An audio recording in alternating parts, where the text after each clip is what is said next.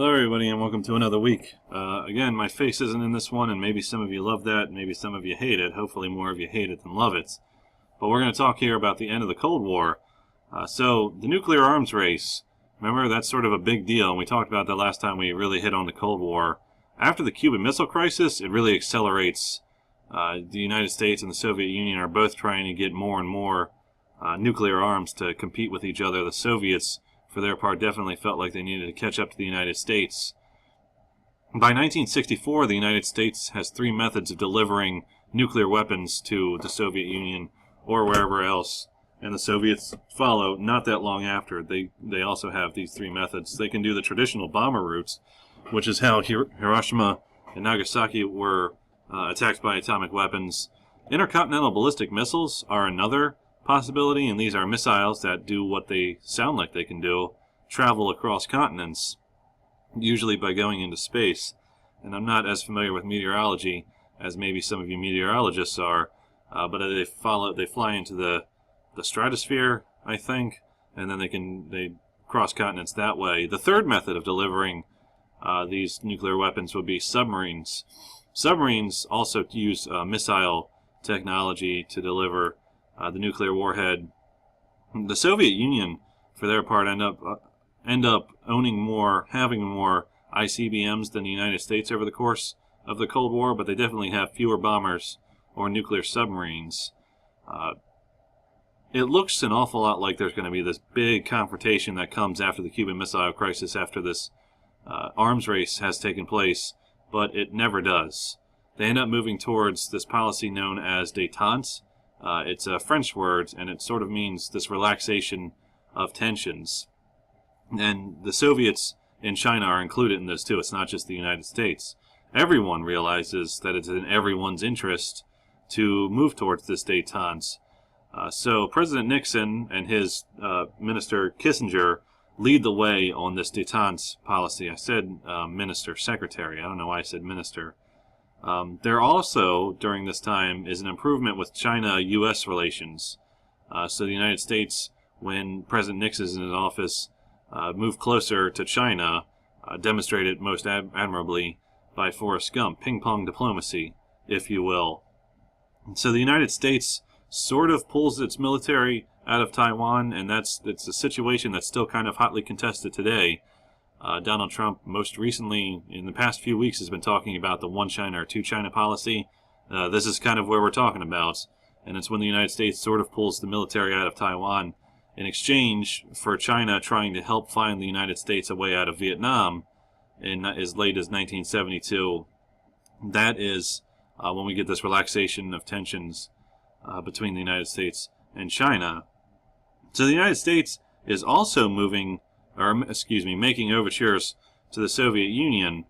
There's a power struggle after Khrushchev was ousted, and that power struggle ends when this ugly guy, Leonid Brezhnev, takes over. The Soviets were worried about an increasing threat of China, and the United States and China were becoming friendlier, so the Soviets were a little worried about that. And despite the fears of a lot of U.S. presidents at the time, China and the Soviets were never super close, even though they were both communists. They were definitely a different kind of communists. So the Soviets were afraid of that. So that kind of all that brings everybody together in the negotiating, not the negotiating table necessarily, but the talking table, if we can just say something silly like that. So there is this improvement of U.S.-Chinese relations through the 1970s, especially when Nixon is in charge. Nixon, here he is meeting with some Chinese leaders. You remember some of these guys from our week on China. Hold on. And that'll bring us to the SALT treaties. The SALT is an acronym for the Strategic Arms Limitation Treaty. There's actually two rounds of them. The first series of talks starts in the early 1970s when we get SALT I. It culminates in SALT I in 1972, and what this does is eliminates what are known as anti-ballistic missiles, or ABMs. Both sides have been working on these, but weren't finished with them, and SALT I sort of eliminates them. People thought that you'd be more willing to attack more likely to attack if you had the ability to be protected from ICBMs with ABMs. So the idea was that this was sort of a back down situation. Now the SALT II treaty happens at the end of the decade by 1979, and this backs down on some of the delivery systems from the ICBMs and the submarine-style rockets. So that was the strategy, was détente for a little while through the 1970s, but then we get to Ronald Reagan in the 1980s. Anybody who knows anything about Ronald Reagan, he wasn't willing to take no guff from the Soviets, so we get the end of détente when Ronald Reagan is inaugurated as president. He initiates a new arms race, what we're calling a renewed arms race when he comes into the presidency. He thought détente was too soft on what he called the evil empire. And so he really ramps up military spending. Some good innovations come out of this, though. GPS, the stuff that's in your phones, and 5 years ago I would say the thing that you have in your car, but it's on your phone now. GPS is an innovation from this ramp up in military spending. We also get new missile defense systems, which are actually a violation of the SALT I treaty. You remember maybe your dad had talked about the Star Wars program. It was named for the Star Wars movies. It's never really fully developed, but it's an idea. Ronald Reagan was willing to try out whatever, for lack of a better expression. He was willing to try out whatever in order to beat the Soviets. And all this does have a major effect on the Soviet Union. They feel that they really need to respond, but they don't have the money to keep up. So one of the reasons that the Cold War comes to an end is quite literally that Ronald Reagan decides to outspend the Soviet Union. Another reason is that the Soviets were involved in their own Vietnam, if you will, and it happens in Afghanistan. The Soviets had gotten involved in Afghanistan in the early 1980s, and it became their own Vietnam in the sense that it was one of their longest dragged out wars that they just weren't winning, because it was this style of warfare that's difficult to win. It was a guerrilla war that they were fighting.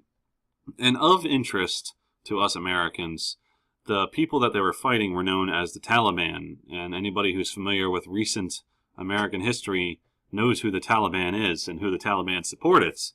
Now in the 80s, though, the United States had sent in advisors and military arms, but no soldiers, to Afghanistan to help train the Taliban. So the Taliban that we fought in the 2000s were the ones, and they were using the same weapons that we gave them in the 1980s. I mean, we were a lot more superior to that, and we were, it's not like we were giving them the best.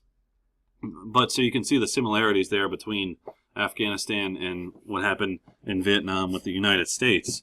So this was another problem the Soviets were facing, and it was costing them a heck of a lot of money. Just to tell you specifically what they're doing for a second, though, there was a new Afghani government set up that was super unpopular in Afghanistan itself. It was a new communist government that was supported, of course, by the Soviets. The Afghan people were all Muslim and tribal, so they weren't really all that happy about this collective idea, this collective farm idea, because they were all a bunch of tribal people. So they ended up starting this guerrilla war, and the Soviets do sort of the opposite of what we did, and sent in 100,000 soldiers to maintain control of the communist governments in Afghanistan. The United States, like I said, supported the guerrilla Taliban fighters, but the Soviets end up withdrawing, and the Taliban takes over. It was very expensive for the Soviets. They couldn't afford it. There were also internal problems in the Soviet Union. There was an economic crisis with the command economy, as there usually is with command economies. It just couldn't keep up with consumer needs or technological changes. People aren't starving and they have shelter, but it's broken elsewhere. Healthcare was a huge problem. Life expectancy was actually going down in the Soviet Union, where in the United States it was going up at this time. There was also this problem of massive internal corruption. Government people who were members of the Communist Party were really only interested in helping themselves, so that led to this huge corruption issue that was going on in the Soviet Union. There was also growing opposition to communism in Eastern Europe, and I have a couple of examples that we're going to sort of gloss over. In a different setting, I would go more in depth with them. But in Czechoslovakia, it's pretty obvious that people aren't happy with the Soviet leadership. And they form different opposition groups. In Poland, there are opposition movements to this, and maybe we should just go through it. So in Czechoslovakia, just for some examples of what's going on, as far back as 1968, when we get what's known as Prague Spring, there were these widespread protests, and Czech leaders promised some reform, but the military, which was supported by the Soviet Union, ended any reform attempts, which ends up leading to these underground resistance movements in the country. Music was a huge one, kind of apolitical, but definitely anti-totalitarian in their message. The Plastic People of the Universe, if anybody is interested in looking up a band that was into this, they would be one example. Charter 77 is formed. This is a human rights group interested in protecting freedom of expression for people in totalitarian governments. People, afraid of being people who don't have freedom of speech, who don't have our First Amendments. This guy, Václav Havel, is the leader of Charter 77, and once Czechoslovakia gains its independence, he becomes the first president of the Czech Republic. Another group, VON, is formed, and this is the Committee for the Defense of the Unjustly Prosecuted, and that's pretty much what it sounds like. They're formed as sort of an ACLU-style institution, just to sort of help out people who are being prosecuted for stuff they might not have done, or for unjust reasons.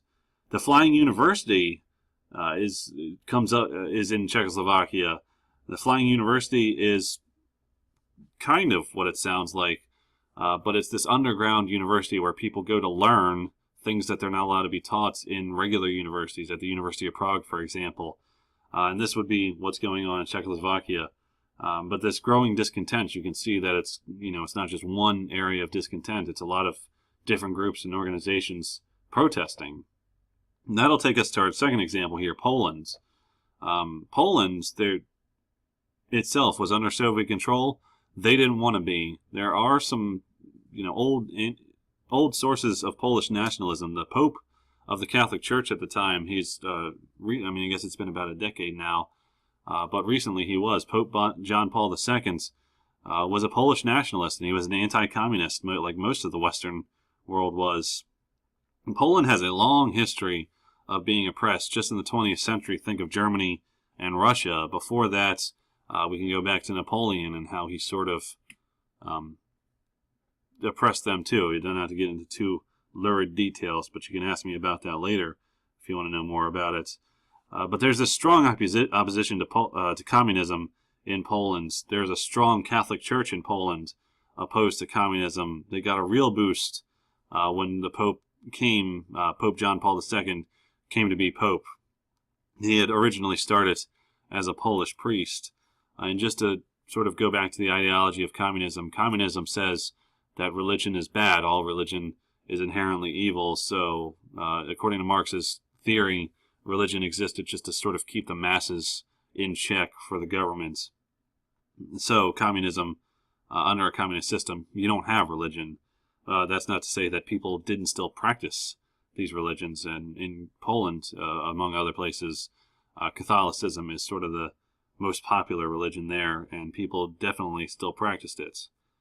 Solidarity is another source of opposition to the Communist Party in Poland. This is a workers' union that was formed in the late 1970s and early 1980s. In 1980, it burst out onto the scene with a strike against the states. Is the first time this workers' union in Poland had struck against a state, no less. It was a trade union free from the Communist Party. The Soviet-led government, the Soviet-controlled government of Poland wasn't super cool with that, so they tried to really tamp down on it in 1981, but it did survive underground throughout the 1980s, really inspiring people around Eastern Europe. And I'll just go through some images here. So here's the symbol for solidarity, their, I guess, logo, if you will. Here are some protests in Prague, and this would be representative of the Soviet army coming in to put that down, to stop the protests from happening. Now, the last factor sort of in the end, as we get to the end of the Cold War, is Mikhail Gorbachev. Brezhnev, you remember Brezhnev, he had died in 1982, and then we get the series of old guys who die one after the other until Gorbachev comes in 1985. He was a true believer in the Soviet-style communism, but he recognized the need for reform. So he institutes these reforms, hoping that it's going to save the Soviet system. And the first of these reforms is Glasnost. Now, Glasnost is this policy of openness. He took a lot of control off the media. He released some political prisoners from jail, allowed churches and synagogues to reopen. It was this broad opening of society, and his hope was that it would strengthen people's belief in communism, and it really doesn't do that. But his other policy of reform was known as perestroika, and this perestroika is a restructuring. It's a restructuring of the economy. These are market reforms, kind of based on China's model of opening up the economy a little bit. But the problem is that no one was used to working in a market economy before. They were used to inefficiency. So when these reforms came in, the economy wasn't ready to be efficient in the Soviet Union at this point. By 1988, Gorbachev had called for free elections to the legislature. And what ended up happening was that the reformers won. So the series of situations happened where the party is becoming more and more open. The country is becoming more and more open. And you don't have to remember any of this. I just have it here as sort of a list of what happened. So by 1989 in April, the Polish Communist Party legalizes Solidarity. By May of that year, popular protests led to reform in Hungary.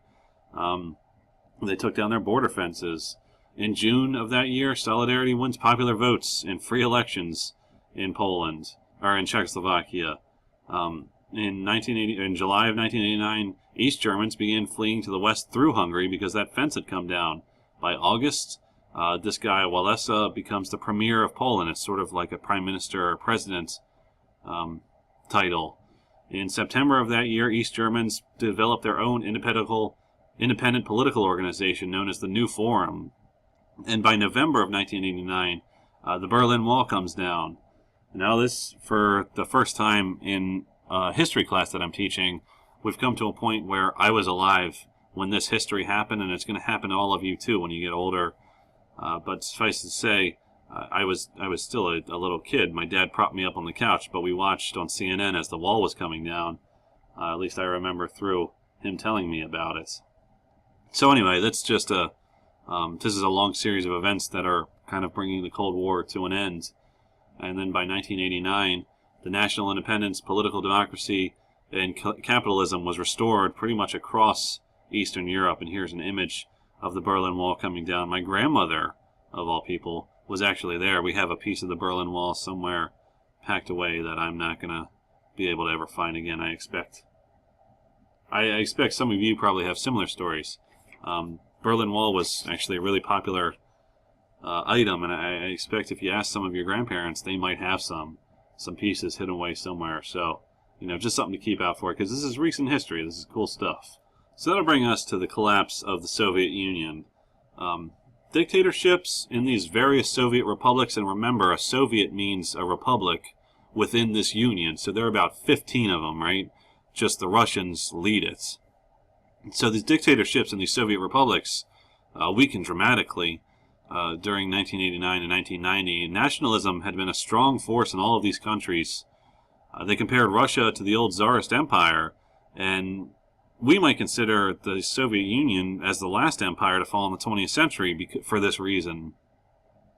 The Stalinist reaction, so these would be people who are conservatives in the Soviet Union, was to attempt a coup in 1991.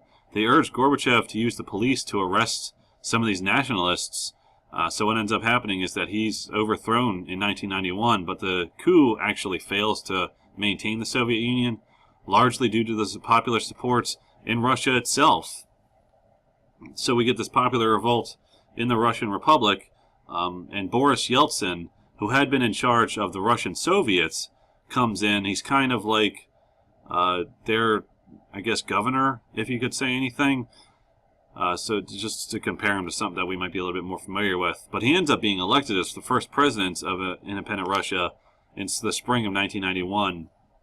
He had been key in preventing that coup from keeping the Soviet Union together. He ends up declaring the Communist Party illegal. So by Christmas of 1991, the Soviet Union had disbanded. And once the Soviet Union is over with, the United States is won the Cold War pretty much. It ends the Cold War, but it doesn't really end the nuclear arms race that's still kind of going on today. So the United States has to decide what to do. George Bush the first, we call him George Bush the first. George H.W. Bush is the president at this time, and it's a new world order. So what should be the United States' foreign policy after the Cold War? George H.W. Bush wants what he calls a new world order, which sounds cool, but was hard to define. A lot of people thought that the end of the Cold War would mean freeing up a lot of military spending, but that doesn't really happen in the United States. There was an argument under this New World Order doctrine that the United States should be able to fight 2 regional wars at a time by themselves. So the military spending doesn't really go away. And so instead, we get this implementation of the POW doctrine. And this is suggested that the United States should only act when there is a clear, definable objective in order to protect American interests. And when the United States does go in, they should use overwhelming force to do it. Colin Powell, it looks like Colin, but it's actually pronounced Colin. He was Secretary of State for a little while. He got his start in the Army during the Korean War. So he's this longtime veteran of America. He was a very popular general, especially during the first Gulf War and a little bit before then. So his POW doctrine says that there should be a clear objective to protect American interests, and you need to use overwhelming force to do it. And he is, for his part, influenced by Vietnam. He was an officer during that war. And we have 2 short examples that I want to share with you. In Panama is the first example. In December of 1989, Panama has this dictator named Manuel Noriega. He had been a client of the United States, but it was increasingly irritating during the 1980s. He became close with Castro, and he was big into drugs. So the United States went in and removed him with this clear objective to remove Noriega, and they used overwhelming force to do it. During the first Gulf War, that would be the second example here. It was just called the Gulf War then. Now we call it the first Gulf War. The clear objective here was to kick the Iraqis out of Kuwait. Iraq had invaded Kuwait, and the United States wanted to protect Kuwaiti sovereignty. So the U.S. goes in with overwhelming force and kicks out Saddam Hussein.